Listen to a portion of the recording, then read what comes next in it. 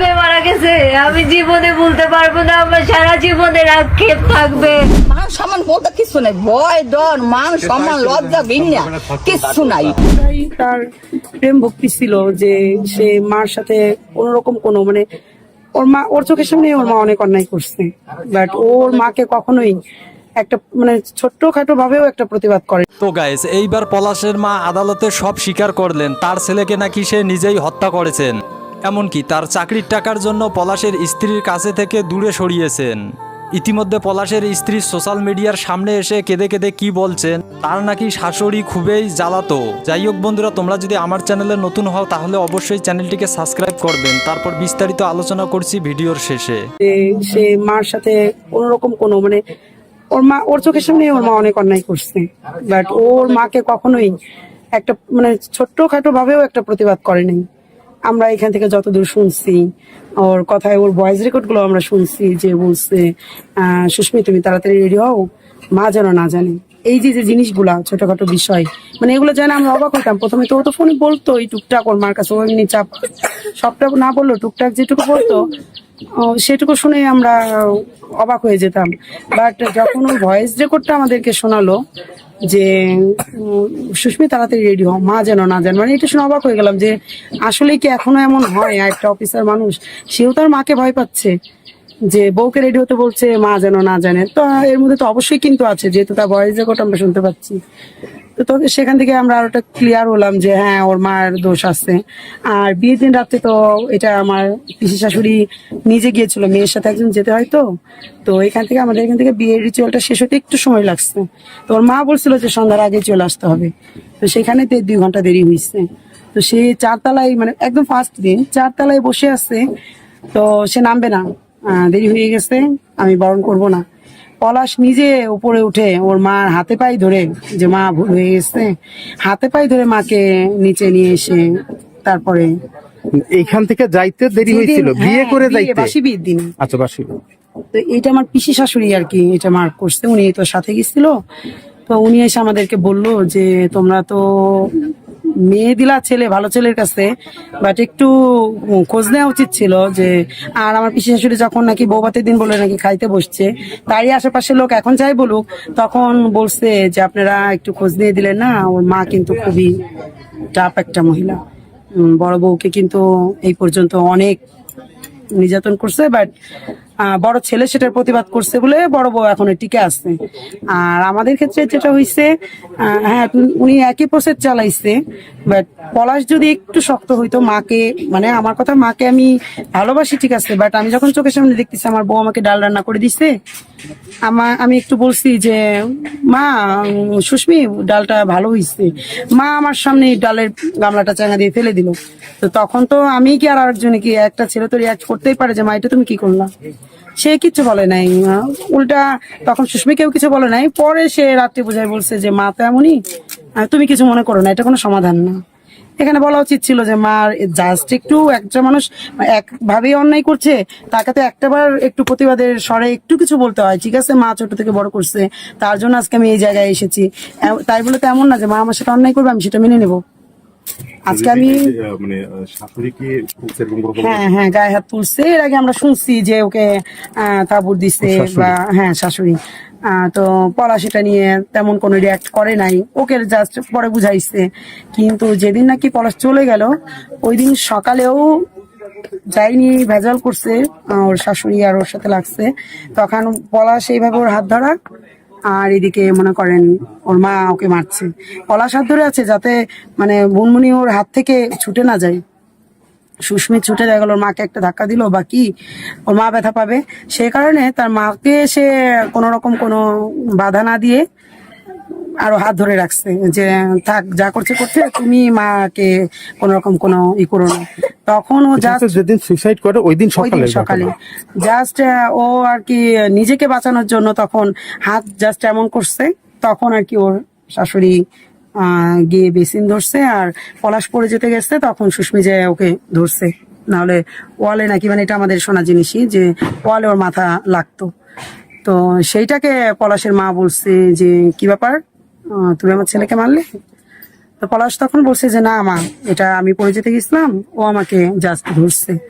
তা ও সেইটা তার মা মানে নাই, তখন আবারও তাকে ওর হাতে খেমসির দাগও আসছে, তাকে নখ দিয়ে তার হাত চেপে ধরছে।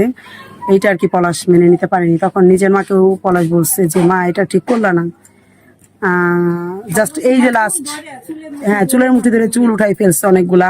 তো মানে এই হয়তো লাস্ট পলাশ একটা কথাই তার মাকে বলছে যে মা এটা ঠিক হলো না, এটা আমি মানতে পারলাম না। পর্যন্তই হয়তো ওর আর ও সুস্মির সঙ্গে কথাও বলেনি। আর মানে এই ঘটনার যে মেন সূচনা জাস্ট এই যে ভেজালটা, তার আগের দিন 7ই মে তো চলে গেল, 6ই মে ও হচ্ছে ওর মার সামনে কিছু করতো না, জাস্ট টাটা দিয়েছিল। মানে বাড়ি থেকে যখন মুভ করবে ও, তখন জাস্ট টাটা দিছে। ও ভাবছে ওর মা হয়তো ঘরের ভিতরে যাচ্ছে, চোখের আড়ালে টাটাটা দিতে গেছে, আর ওর মা এই মধ্যে পিছন ফিরছে, ফেরার সাথে সাথে দেখে যে ছেলে টাটা দিয়েছে। মাকেও বেশি ভালোবাসা যাবে না, আবার বউকেও যে মায়ের চেয়ে বেশি প্রায়োরিটি দিবেন এটাও কিছু মানুষজন পছন্দ করবে না। আজকে দেখেছেন ভালো একটা চাকরি করে, ভালো একটা পজিশনে আছে, র্যাবের একটা ভালো অবস্থানে রয়েছে, এত চাকরি বাকরি এত ভালো জীবনও সে ঠিক মতো টিকে থাকতে পারলো না। সাংসারিক ঝামেলা।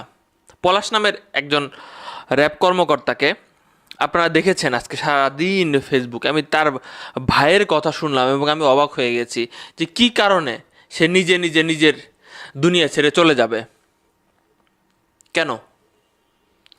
ভাই এখন থেকে 2-2.5 বছর আগে বিয়ে দেয়। বিয়ে দেওয়ার পরে এই ছেলেটা নাকি তার মাকেও ভালোবাসতো এবং তার স্ত্রীকেও ভালোবাসতো, এবং বিয়ের পরে তার মাকে নিয়ে সে থাকা শুরু করলো এবং সেখানে তার স্ত্রীও থাকে, অর্থাৎ মাকে নিয়ে আসছে সাথে রাখার জন্য।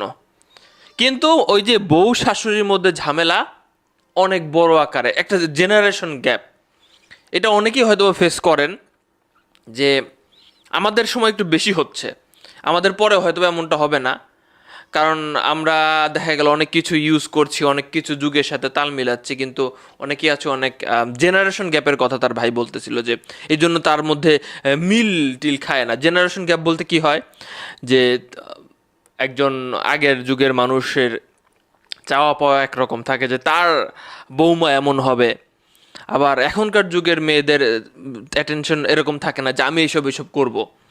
এটা নিয়ে এক ধরনের ঝামেলা তৈরি হয় সব সময়। সো বরাবরের মতোই এই পলাশের স্ত্রী বলতো যে মাকে তুমি গ্রামে পাঠিয়ে দাও, এবং এই জন্য বিভিন্ন সময় ঝগড়া ঝামেলা সংসারের মধ্যে হইতো। কিন্তু পলাশ কিভাবে নিজের মাকে গ্রামে পাঠিয়ে দিবে, সেই জিনিসটা তো ভালো দেখাবে না। সে টিকে থাকার জন্য এতদিন যাবৎ বুঝায় আসছিল, ঝগড়া ঝামেলা হচ্ছিল, মিটমাট হচ্ছিল। এই তো গত কয়েকদিন আগে নাকি আগে তার স্ত্রী নাকি তার মাকে এবং তাকে আঘাত করেছে। এটা তো অপমানজনক।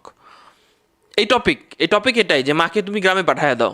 এটা পুরো পলাশের ভাইয়ের কথা যে মাকে তুমি গ্রামে পাঠিয়ে দাও। এখন ভাই দেখেন বাস্তবিক অর্থে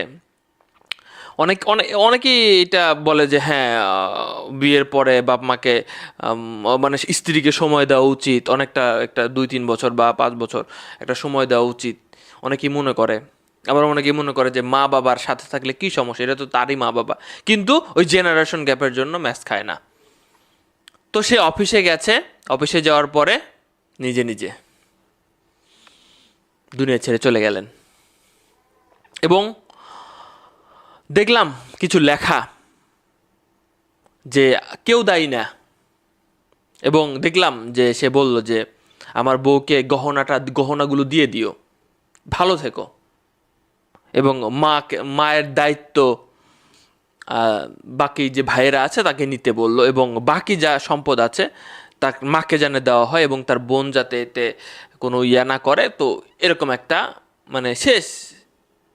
তার বউ নাকি এখনও পর্যন্ত স্বাভাবিক, অনেকে বলে মানসিক সমস্যা আছে, এই সেই। বউ শাশুড়ির ঝামেলার কারণে একজন উপযুক্ত লোক, চাকরিপ্রাপ্ত লোক, সম্মানজনক পদে থাকা লোক আজকে নাই।